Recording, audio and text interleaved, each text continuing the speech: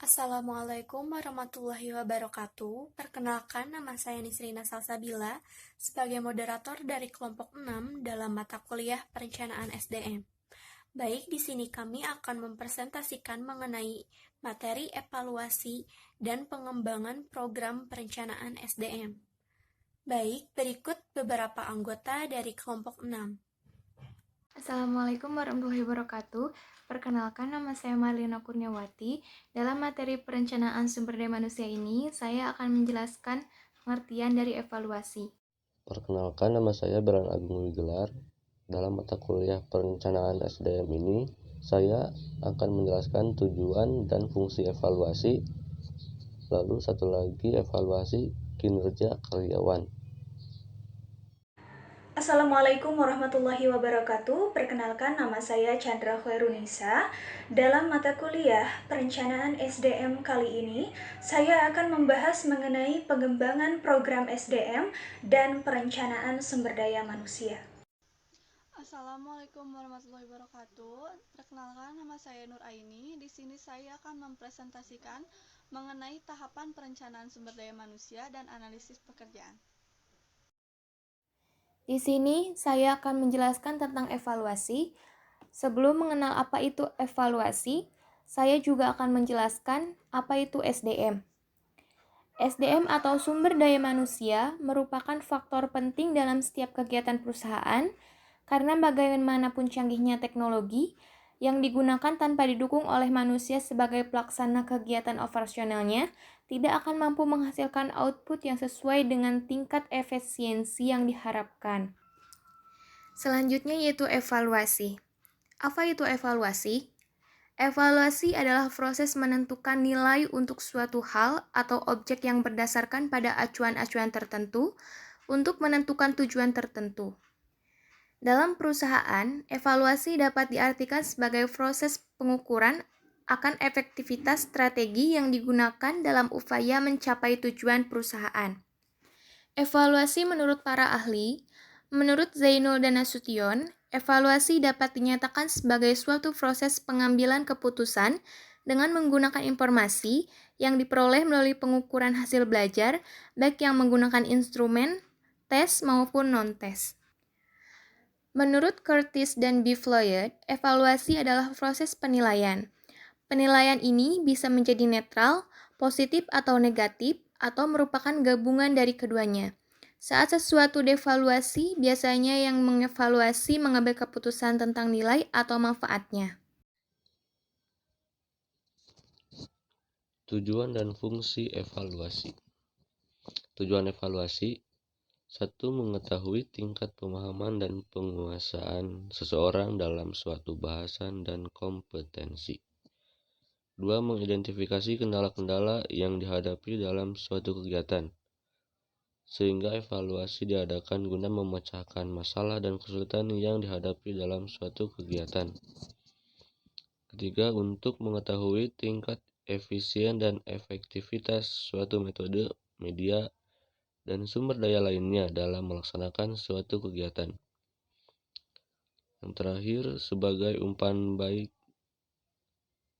serta informasi penting untuk pelaksanaan evaluasi dalam memperbaiki kekurangan yang ada, yang mana hal itu bisa dijadikan acuan untuk mengambil keputusan pada masa mendatang. Fungsi evaluasi: sebagai pengukur keberhasilan, sebagai fungsi seleksi, sebagai fungsi diagnosis, sebagai fungsi penempatan. Evaluasi kinerja karyawan. Sebuah penilaian kinerja merupakan evaluasi seberapa baik seorang karyawan melakukan pekerjaan. Karyawan dievaluasi secara berkala. Evaluasi mungkin terdiri dari karyawan dan manajer untuk mendiskusikan kekuatan dan kelemahan karyawan. Selama evaluasi, manajer biasanya menawarkan saran untuk perbaikan. Karyawan juga dapat mencatat kemajuan mereka sendiri.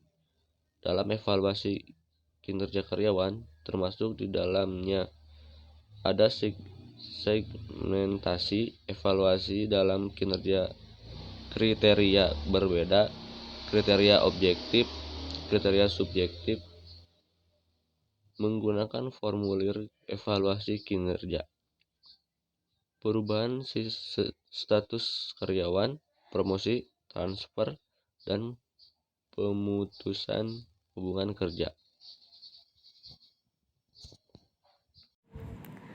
Baik, selanjutnya saya akan menjelaskan mengenai pengembangan program.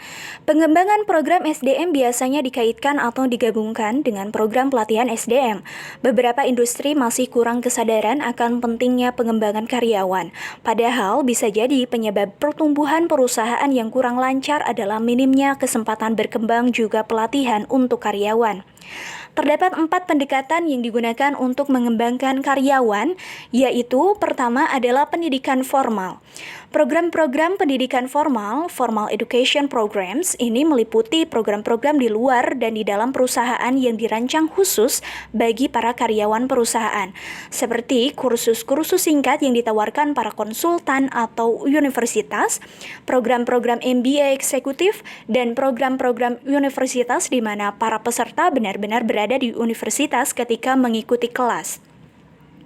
Kedua, yaitu penilaian atau assessment, meliputi mengumpulkan informasi dan memberikan umpan balik kepada karyawan tentang perilaku, gaya komunikasi, atau berbagai keterampilannya. 3. Berbagi pengalaman kerja. Sebagian besar pengembangan karyawan terjadi melalui pengalaman kerja atau job experience. 4. Yaitu hubungan pribadi. Para karyawan juga dapat mengembangkan berbagai keterampilan dan meningkatkan pengetahuannya tentang perusahaan dan para pelanggannya dengan berinteraksi bersama anggota organisasi yang lebih berpengalaman. Kepenasihatan dan pembinaan merupakan 2 jenis hubungan antar pribadi yang digunakan untuk mengembangkan para karyawan. Selanjutnya yaitu perencanaan SDM. Perencanaan sumber daya manusia atau Human Resource Planning adalah proses peramalan yang sistematis yang menghubungkan kebutuhan sumber daya manusia sebuah perusahaan dengan rencana strategisnya untuk memastikan bahwa tenaga kerjanya memadai, kompeten, berkualitas untuk mencapai tujuan organisasinya. Pengertian perencanaan SDM menurut Robert L. Mathis dan Johan H. Jason pada tahun 2001, perencanaan sumber daya manusia adalah proses analisis dan identifikasi tersedianya dan kebutuhan akan sumber daya manusia sehingga organisasi tersebut dapat mencapai tujuan. Pengertian perencanaan SDM menurut Andrew A. Sikula, perencanaan sumber daya manusia adalah proses menentukan kebutuhan tenaga kerja dan berarti mempertemukan kebutuhan tersebut agar pelaksanaannya berinteraksi dengan rencana organisasi. Sekian penjelasan dari saya, terima kasih. Baik, pertama-tama saya akan menyebutkan tahapan perencanaan sumber daya manusia. Yang pertama, menganalisis tujuan organisasi. Yang kedua, melakukan inventarisasi sumber daya manusia yang ada. Ketiga, perkiraan permintaan dan pasukan sumber daya manusia. Keempat, memperkirakan kesenjangan sumber daya manusia. Yang kelima, merumuskan rencana tindakan sumber daya manusia dan pemantauan, pengendalian, dan umpan balik. Lalu, analisis pekerjaan. Analisis pekerjaan merupakan analisis sistematis dari pekerjaan dalam suatu organisasi. Kebanyakan perusahaan telah melatih para ahli yang menangani analisis ini. Hasil analisis jabatan terdiri dari 2 hal, diantaranya yaitu job description atau deskripsi pekerjaan, daftar tugas dan tanggung jawab pekerjaan, kondisi kerjanya, alat-alat, bahan, peralatan, dan informasi digunakan untuk melakukan ini. Yang kedua, job specification atau spesifikasi pekerjaan, yaitu daftar keterampilan, kemampuan, kredensial lainnya, dan kualifikasi yang dibutuhkan untuk melakukan pekerjaan secara efektif.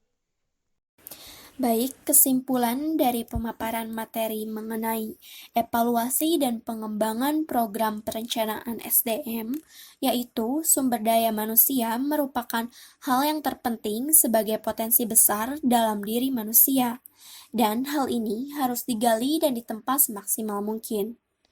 Untuk menciptakan sumber daya manusia dalam organisasi maupun perusahaan, haruslah dilakukan dalam bentuk pendidikan dan pelatihan-pelatihan yang bertujuan untuk memperbaiki penguasaan, berbagai keterampilan dan teknik pelaksanaan kerja tertentu untuk kebutuhan sekarang. Sedangkan pengembangan bertujuan untuk menyiapkan pegawainya siap memangku jabatan tertentu di masa yang akan datang. Pada tahap pengembangan sumber daya manusia, terdapat metode-metode pengembangannya, yaitu on-the-job training dan off-the-job training, yang dapat diterapkan kepada karyawan di dalam organisasi maupun perusahaan tersebut.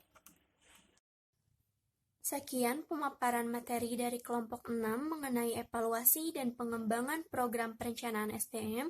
Wabillahi taufiq wal hidayah. Wassalamualaikum warahmatullahi wabarakatuh.